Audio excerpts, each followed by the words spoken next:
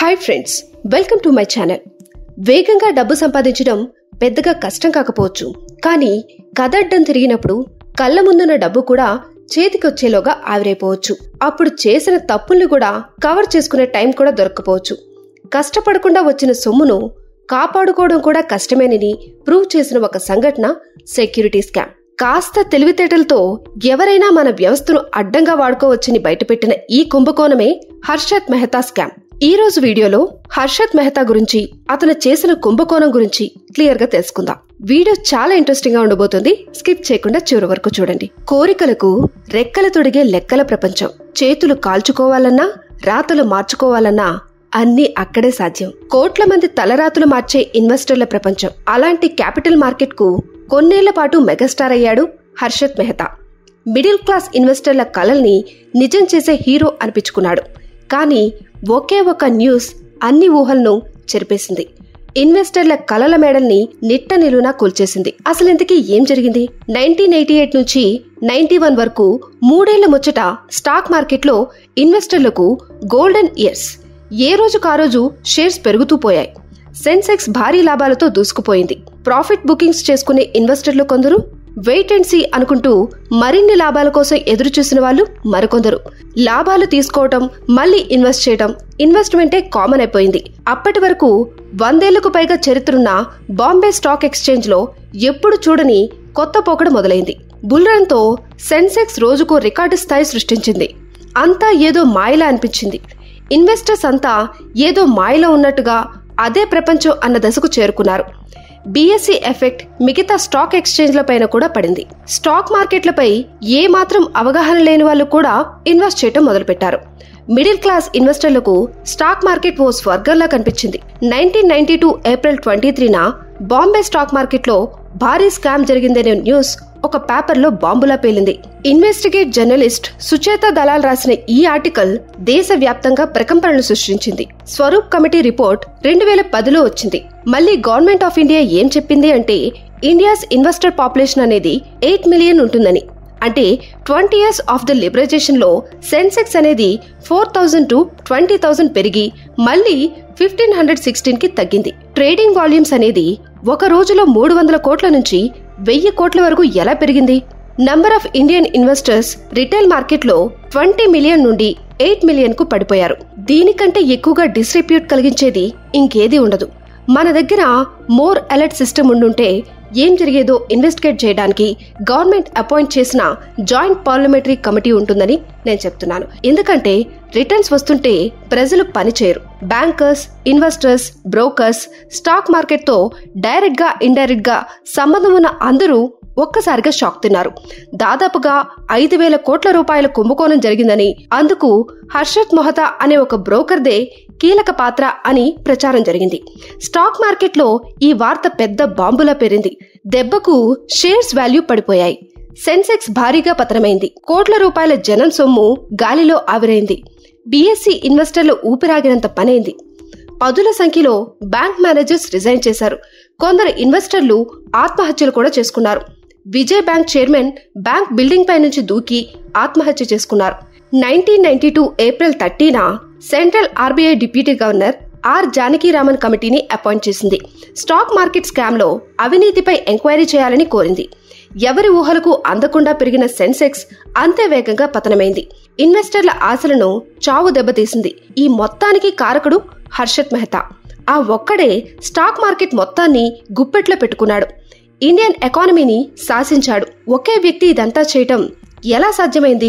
Times of India journalist చేత దలాల్ రాసిన ఆ ఆర్టికల్లో ఏముంది? స్టాక్ మార్కెట్ స్కామ్ తో బ్యాంక్స్ కి లింక్ ఏంటి? బ్యాంకర్స్ కు హర్షత్ మెహతాకు ఉన్న సంబంధం ఏంటి? అందరిలోనూ ఇవే ప్రశ్నలు.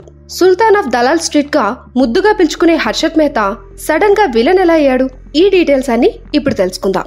ఒక స్టాక్ బ్రోకర్ దగ్గర మామూలు ఎంప్లాయీగా మార్కెట్ లోకి ఎంటర్ అయిన హర్షత్ మెహతా మార్కెట్ ను శాసించే స్థాయికి ఎదిగాడు. అతన్ని ఫాలో అయిన ఇన్వెస్టర్లందరూ మంచి లాభాలు సాధించారు. ఒక దశలో హర్షత్ చెప్పిందే ఇన్వెస్టర్లకు వేదం. మార్కెట్ డీలింగ్స్ ఎలా ఉంటాయో తెలియని వాళ్ళు కూడా హర్షత్ ను నమ్ముకుని ఇన్వెస్ట్ చేయడం మొదలుపెట్టారు. ఏ కంపెనీ షేర్స్ అయినా సరే హర్షత్ పెట్టుబడి పెట్టాడంటే వాటి వాల్యూ అమాంతం పెరిగిపోతుంది. దీంతో ఆ ప్రభావం ఆటోమేటిక్ గా సెన్సెక్స్ పై ఉంటుంది. కొంతకాలం ఆ షేర్లను క్యారీ చేసి తర్వాత లాభాలకు అమ్ముకునేవాడు. ఈ రకమైన మార్కెట్ స్ట్రాటజీని కొన్నేళ్ల పాటు నడిపించాడు హర్షత్ మెహతా. దాదాపు 90 కంపెనీల షేర్లను డీల్ చేసి వాటితో ఒక ఆట ఆడుకున్నాడు. హర్షత్ మెహతా వందల కోట్ల విలువైన షేర్లు కొన్నాడు. మొత్తం మార్కెట్ ను మ్యానిపులేట్ చేశాడు. హర్షత్ ఎక్కువగా అసోసియేట్ సిమెంట్ కంపెనీ షేర్లను కొనుగోలు చేశాడు.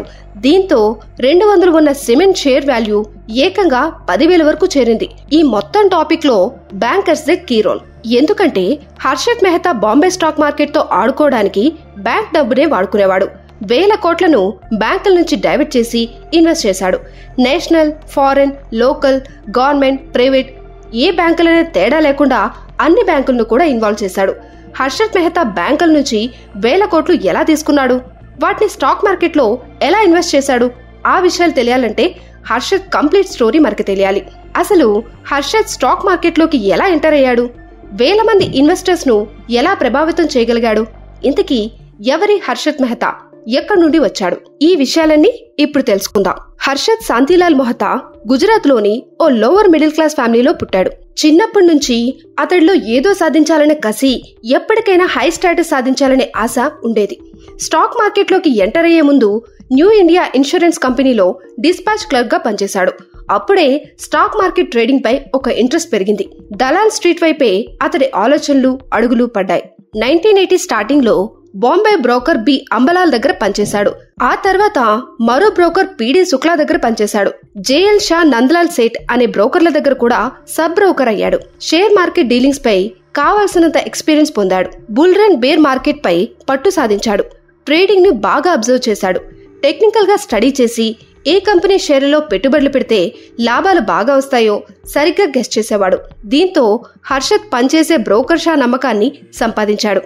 ఆర్థికంగా కొంచెం సెటిల్ అయ్యాడు. కానీ అప్పటికే షేర్ మార్కెట్ ను మ్యానిపులేట్ చేయగలిగేంత పెద్ద ఇన్వెస్టర్లు చాలా మందే ఉన్నారు. టెక్నికల్ గా ఎంత స్టడీ చేసినా పెద్ద ఇన్వెస్టర్ల ముందు అవన్నీ పనిచేయవనే విషయాన్ని హర్షత్ మెహతాకు అప్పుడు అర్థం కాలేదు. అతడితో కలిసి పనిచేసే బ్రోకర్లు వార్న్ చేసినా తన రూటే కరెక్ట్ అని ఫాలో అయ్యేవాడు. షేర్ మార్కెట్ లో అప్పుడే ఎదుగుతున్న హర్షత్ పై బడా బ్రోకర్ల కన్ను పడింది. వాళ్ళ మార్కెట్ మ్యాజిక్ ముందు హర్షత్ క్యాలిక్యులేషన్స్ ఘోరంగా ఫెయిల్ అయ్యాయి. దీంతో హర్షత్ పనిచేసే బ్రోకర్ అతన్ని ఉద్యోగం నుంచి తీసేశాడు. షేర్ మాయాజాలానికి హర్షత్ కథ మళ్లీ మొదటికొచ్చింది. ఉన్న ఆస్తులన్నీ అమ్ముకోవాల్సి వచ్చింది. అయినా సరే అతను నమ్మకాన్ని వదులుకోలేదు. ఇంట్లో బంగారాన్ని తాకట్టు పెట్టి ఫ్రెండ్స్ హెల్ప్ తో 1984లో Growmore research and asset management అనే కంపెనీని స్టార్ట్ చేశారు. చిన్న ఇన్వెస్టర్ల నమ్మకాన్ని సంపాదించారు. ఈసారి మరింత పర్ఫెక్ట్ గా షేర్ కలెక్షన్ చేశాడు. నష్టాలు రాకుండా జాగ్రత్త పడ్డాడు. సెలెక్టెడ్ కంపెనీల్లో ఇన్వెస్ట్ చేయడం, షేర్ వాల్యూ పెరగడం, ప్రాఫిట్ బుకింగ్ చేయడం, వాటిని ఇన్వెస్టర్లకు ఇవ్వడం, ఈ పద్ధతిలో మార్కెట్ ను తన వైపు తిప్పుకున్నాడు. ఇన్వెస్టర్ల నమ్మకాన్ని సంపాదించాడు. రోడ్డు మీదున్న చాయ్ వాలా నుంచి మిడిల్ క్లాస్ ఇన్వెస్టర్ల వరకు అందరికీ హర్షత్ మెహతాపై గురి కుదిరింది. ఏదైనా సాధించడం ఎంత కష్టమో దాన్ని నిలబెట్టుకోవడం అంతకంటే కష్టం. బాంబే షేర్ బజార్ కా షేర్ అనిపించుకున్న హర్షత్ పొజిషన్ కూడా ఇదే. ఇన్వెస్టర్లకు మెగాస్టార్లా, కొందరికి దేవుళ్లా కనిపించాడు. ఇండియన్ షేర్ మార్కెట్ ట్రెండ్ ను మార్చేసి సెన్సెక్స్ ను పరుగులు పెట్టించాడు. ఎవరి అంచనాలకు కూడా అందకుండా దూసుకుపోయాడు. ఆ పొజిషన్ ను నిలబెట్టుకోవడానికి కొత్త కొత్త మార్గాలను వెతికాడు. బ్యాంకులను చాలా తెలివిగా ఇరిగించాడు. తప్పు చేస్తున్నానని తెలిసినా అన్ని మేనేజ్ చేయగలనే కాన్ఫిడెన్స్ బాగా పెరిగింది. బాంబే స్టాక్ మార్కెట్ ను పరుగులు పెట్టించాడు. హర్షత్ మెహతా బుల్ రన్ మొదలైంది కూడా అతడితోనే. ఒకానొక టైంలో మీడియా అతన్ని హీరోని చేసింది. ముద్దుగా అతనికి బిగ్ బుల్ అని కూడా పేరు పెట్టింది. ఎప్పటికప్పుడు సరికొత్త రికార్డులతో కంపెనీలకు, తన్ను నమ్మిన ఇన్వెస్టర్లకు లాభాలు చూపించాడు హర్షత్ మెహతా. హర్షత్ మెహతా షేర్ మార్కెట్ లోకి అడుగు పెట్టకముందే మార్కెట్ ను మ్యానిపులేట్ చేసే ట్రెండ్ ఉంది. కొందరు షేర్ బ్రోకర్లు సిండికేట్ గా మారి షేర్ వాల్యూ పెరిగేలా చేసి అమ్మేవారు. దీంతో ఆ కంపెనీ షేర్ వాల్యూ పడిపోయేది. అలా Sensex పతనమయ్యేది.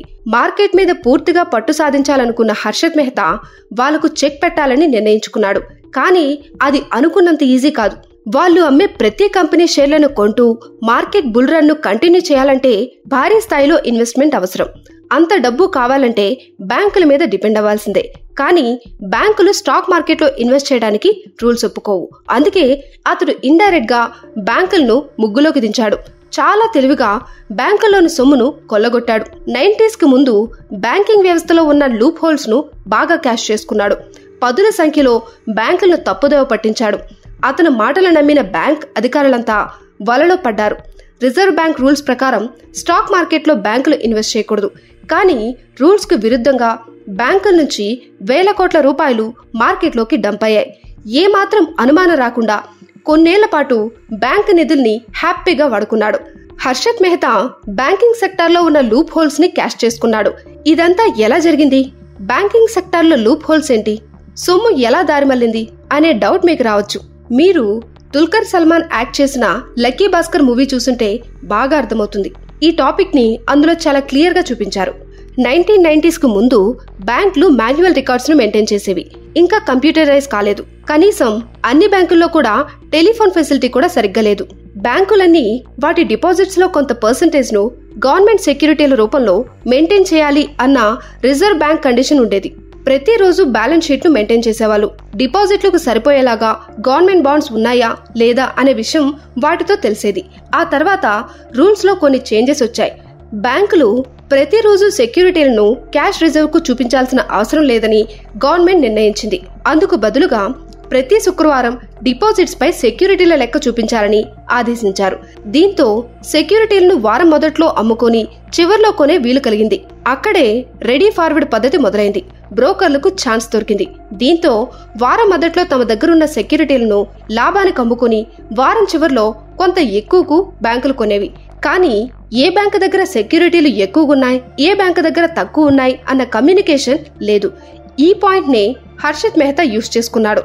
SBI, UK national housing bank, Mumbai metropolitan bank ఇలా ప్రభుత్వ, ప్రైవేట్, ఫారిన్ బ్యాంకులన్నిటికీ 15% ఇంట్రెస్ట్ రిటర్న్స్ ఆశ చూపించాడు. దీంతో ఒకదాని తర్వాత మరో బ్యాంక్ హర్షత్ మాయలో పడ్డాయి. అతన్ని నమ్మి సెక్యూరిటీల చెక్కులను అందించాయి. సెక్యూరిటీలో అవసరమున్న బ్యాంక్ మేనేజ్మెంట్ దగ్గరికి వెళ్లి తన ట్రాక్ రికార్డ్ చెప్పుకునేవాడు హర్షత్ మెహతా. ఎన్నో బ్యాంకులతో సెక్యూరిటీ డీల్స్ చేస్తానని చెప్పేవాడు. కానీ ఏ బ్యాంకు దగ్గర అవసరానికి మించి సెక్యూరిటీలున్నాయో తెలియదని, అందుకే బ్యాంకు వివరాలు బయటకు రాకుండా చెక్ తన పేరుతోనే తీసుకునేవాడు. తమ గుట్టు బయటకు రాకుండా బ్యాంక్ మేనేజర్లు కూడా దీనికి ఒప్పుకొని చెక్కులిచ్చేవాళ్ళు. ఇక ఎక్కువ సెక్యూరిటీలున్న బ్యాంక్ మేనేజ్మెంట్ తో తాను తర్వాత రోజు పేమెంట్ చేస్తానని, సెక్యూరిటీస్ అదే రోజు కావాలని అడిగేవాడు. 15% ఇంట్రెస్ట్ ఆఫర్ చేయడంతో బ్యాంకర్స్ వెంటనే ఒప్పుకునేవాళ్ళు. ఇదే పద్ధతిలో మరిన్ని బ్యాంకులతో డీల్స్ కుదుర్చుకున్నాడు. వారం రోజు చెక్కు డ్రా చేసుకుని ఆ మొత్తాన్ని స్టాక్ మార్కెట్ లో డైవర్ట్ చేశాడు. షేర్ వాల్యూ పెరిగిన తర్వాత ప్రాఫిట్ బుక్ చేసుకోవటం, అందులో కొంత వాటాను బ్యాంకర్స్ కు ఇంట్రెస్ట్ గా ఇచ్చేవాడు. బ్యాంకింగ్ వ్యవస్థలో హర్షత్ వాడుకున్న మరో loop whole bank receipt. Security bonds కి బదులుగా బ్యాంక్ రిసిప్ట్స్ ను రాసేవాళ్ళు. ఒక బ్యాంక్ రిసిప్ట్ ను మరో బ్యాంక్ నమ్మేది. అందుకు బదులుగా చెక్కులను హర్షత్ పేరున రాసేవాళ్ళు. కొన్ని బ్యాంకుల హెల్ప్ తో ఫేక్ రిసిప్ట్స్ ను కూడా హర్షత్ సృష్టించాడు. Bank of correct, metropolitan cooperative బ్యాంకులు దీనికి ఫుల్ గా సపోర్ట్ చేశాయి. ఆ రెండు బ్యాంకుల ఫేక్ రిసిప్ట్స్ తో మరికొన్ని బ్యాంకుల నమ్మకాన్ని సంపాదించాడు. హర్షత్ మెహతా బ్యాంకుల నుంచి షేర్ మార్కెట్ లో ఇన్వెస్ట్ చేసిన మొత్తం 100 కోట్లు దాటి 1000 కోట్లలోకి వెళ్ళింది. హర్షత్ తమ్ముళ్లు అశ్విన్, సుధీర్లతో పాటు తన భార్య కూడా అతడికి హెల్ప్ చేసింది. అతడి లైఫ్ స్టైల్ పూర్తిగా మారిపోయింది. బాంబే మెయిన్ సెంటర్ లో 15,000 స్క్వేర్ ఫీట్ ఏరియాలో పెద్ద బిల్డింగ్ కొన్నాడు. అందులో swimming pool, new modern cars, golf court ఇలా స్టార్ హీరో లైఫ్ స్టైల్ ని సంపాదించుకున్నాడు. హర్షత్ మెహతా 1991-92లో 28 కోట్లు అడ్వాన్స్ ఇన్కమ్ ట్యాక్స్ చెల్లించాడు. కొంతమందిని కొంతకాలం మోసం చేయొచ్చు, కానీ ఎక్కువ మందిని ఎక్కువ కాలం మోసం చేయలేరు కదా. బాంబే స్టాక్ మార్కెట్ ను ఏలిన హర్షత్ మెహతా కూడా అలాగే దొరికిపోయాడు. స్టాక్ మార్కెట్ లో ఏళ్ల పాటు నడిచిన కరప్షన్ ఎపిసోడ్ మొత్తం బయటకొచ్చింది. హర్షత్ మెహతా అక్రమ సామ్రాజ్యం పునాదులతో సహా కూలిపోయింది. అతడిపై 72 క్రిమినల్ కేసులు, 600కు పైగా సివిల్ కేసులు రిజిస్టర్ అయ్యాయి. దశాబ్దం పాటు కొనసాగిన Harshad Mehta stock market career కు బ్రేక్ పడింది. పేపర్ ఆర్టికల్ తో బయటపడ్డ నిజాలు బ్యాంకర్ల గుండెల్లో బాంబుల్లా పేలాయి. వాళ్ళ దగ్గరున్న బ్యాంక్ రిసిప్ట్స్ కు వాల్యూ లేదని తెలిసి చాలా మంది బ్యాంక్ మేనేజర్స్ రిజైన్ చేశారు. మొత్తం కరప్షన్ ఎపిసోడ్ లో బ్యాంకర్స్ దే కీ రోల్. హర్షత్ మెహతాపై ఇన్వెస్టర్లకు నమ్మకం పెరిగినట్లే బ్యాంకర్లకు అతడిపై నమ్మకం పెరిగింది. హర్షత్ మెహతా బ్యాంకుల నుంచి తీసుకెళ్లే డబ్బు డైరెక్ట్ గా స్టాక్ మార్కెట్స్ లో ఇన్వెస్ట్ చేస్తున్నట్లు తెలిసి పూర్తిగా కోఆపరేట్ చేశారు. ఒక స్టేట్ బ్యాంక్ ఆఫ్ ఇండియాలోనే 669 కోట్ల ఫ్రాడ్ జరిగింది. సిబిఐ FIR లో హర్షత్ మెహతా అతడి కంపెనీ ఎంప్లాయీస్ తో పాటు SBI డిప్యూటీ మేనేజర్ భవదేకర్, మరో ఎంప్లాయీ కేమాని సెక్యూరిటీస్ డివిజన్ కు చెందిన సీతారాముల పేర్లను కూడా చేర్చింది. సెక్యూరిటీలు, స్టాక్ ఎక్స్చేంజ్ల వ్యవహారంలో బ్యాంక్ ఆఫ్ కరెట్ స్టాక్ బ్రోకర్ కు బాగా సహకరించింది. భూపెన్ చంపల్లాల్, దేవిదాస్ నరోత్తమల నుంచి హర్షత్ మెహతాకు మంచి హెల్ప్ దొరికింది. హర్షత్ మెహతా 1955లో మరొక ఆందోళనకు కారణమయ్యాడు. అప్పటి ప్రైమ్ మినిస్టర్ పివి నరసింహరావు గారికి ₹1,00,00,000 పార్టీ డొనేషన్ గా ఇచ్చానని ప్రెస్ కాన్ఫరెన్స్ లోనే చెప్పేశాడు. 1998లో మరో కుంభకోణానికి తెరలేపాడు హర్షత్ మెహతా. అదేంటంటే హర్షత్ బినామీ బ్రోకర్లతో మార్కెట్ మ్యానిపులేషన్ కు పాల్పడ్డాడు. బీపీఎల్, వీడియోకాల్, స్టెర్లైట్ లాంటి కంపెనీల మేనేజ్మెంట్ తో కుమ్మక్కై ఆ కంపెనీ షేర్ వాల్యూ పెరిగేలా చేశాడు. కానీ అదే ఏడాది వాజ్పేయి ప్రభుత్వం ప్రోక్రాన్ అణుపరీక్షలు జరిపిన తర్వాత మార్కెట్ కుప్పకూలింది. దీంతో హర్ష ఆటలు సాగలేదు. ఇంకేముంది, చాప్టర్ క్లోజ్. స్టాక్ మార్కెట్ కుంభకోణం బయటపడిన తర్వాత నిజాలు పూర్తిగా తెలిసే వరకు హర్షత్ మెహతాను కొందరు దురాశాపరుడు అంటే, మరికొందరు మాత్రం అతన్ని సక్సెస్ కి సింబల్ అన్నారు. కానీ ఇప్పటికి కూడా స్టాక్ మార్కెట్లో బుల్ ట్రెండ్ తీసుకొచ్చిన క్రెడిట్ మాత్రం హర్షత్ మెహతాదే అంటారు. మార్కెట్ ఎక్స్పర్ట్స్ మార్కెట్లో ఇన్వెస్ట్ చేయండి, కోటీశ్వరులు కావాలనే కలను నిజం చేసుకోండి అని నమ్మించి డ్రీమ్స్ ను సేల్ చేసిన మేధావి హర్షత్ మెహతా. అతను వ్యవస్థలో లోపాల్ని బయటపెట్టినందుకు అతన్ని హీరో అనాలా, లేదా వాటిని వాడుకొని జనాన్ని ముంచినందుకు దగాకోరు అనాలా అన్నది చెప్పడం చాలా కష్టం. ఒక్కటి మాత్రం నిజం, హర్షత్ మెహతా కథ ముగిసినా స్టాక్ మార్కెట్లో అతడు తెచ్చిన ట్రెండ్ మాత్రం ఆగలేదు. ఒకవైపు స్టాక్ బ్రోకర్లు, మరోవైపు దేశంలో టాప్ అని చెప్పుకునే కొన్ని కంపెనీలు కూడా ఇన్వెస్టర్స్ తో ఆటాడుకుంటూనే ఉన్నాయి. హర్షత్ మెహతా కథ ముగిసిన తర్వాత మరో కేతన్ పరేఖ్ అలాంటి పనే చేసి దొరికిపోయాడు. దీన్ని బట్టి ఏంటంటే లూప్ హోల్స్ ఉన్నంత కాలం ఇలాంటి వాళ్ళు వస్తూనే ఉంటారని ప్రూవ్ చేస్తున్నారు. I hope you like this video. మీరు హర్షత్ మెహతాని హీరో అనుకుంటున్నారా లేదా చీటర్ అనుకుంటున్నారా? మీరేమనుకుంటున్నారో కామెంట్స్ లో మెన్షన్ చేయండి.